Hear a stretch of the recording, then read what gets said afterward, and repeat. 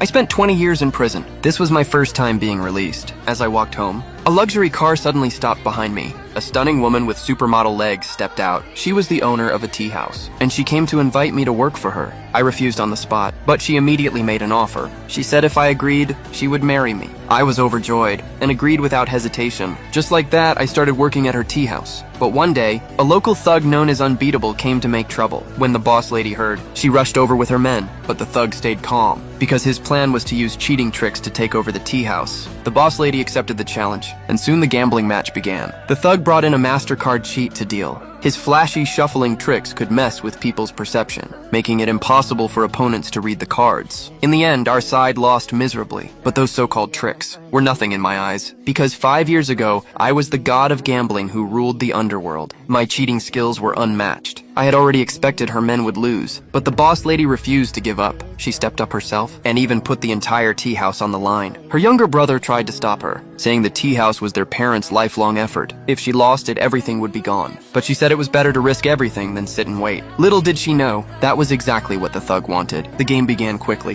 The thug flicked a card at her. She caught it in time, but the corner still cut her lip. Thinking quickly, she smeared her blood on the card corner, trying to use this to expose the tricks. Soon the dealer began to deal. Just as the dealer was about to give her a card, I stopped it. The crowd immediately accused me of interfering. The thug was furious and asked what I meant. I sneered and said the deal was wrong, then handed him the card. He touched it and was about to argue, but the boss lady cut in, saying the last round was dealt by his people. This round should be ours. He looked at the dealer. The dealer nodded, so the thug had no choice but to agree, but added that no family members of the boss lady could deal. She hesitated. I stepped forward, saying I was just a janitor, so I could deal. Seeing how harmless I looked, he agreed. Once I started dealing, the boss lady got a club king. The thug got a heart ace. She guessed he was going for a straight, so she folded her cards. Next round began. I dealt the cards again. The boss lady got 2 queens. The thug assumed her whole card was weaker, and loudly went all in. He even said if she raised the bet, he'd wager his spot in the god of gambling tournament. But in exchange, she had to bet the clothes on her body. Her men were furious, calling him a scumbag, but she had no way out. The terms were set.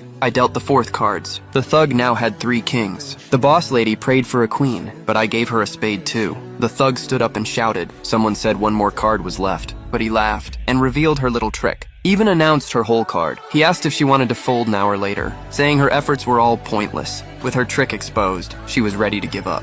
But just as she was about to accept defeat, I stepped out to stop her. The thug demanded to know what I was doing. I said I would finish the game for her, and asked her to deal the last card. She dealt me a 2. His was a jack. He thought he had already won, and told me not to bother showing my card. But what he didn't know was that what came next would haunt him for the rest of his life.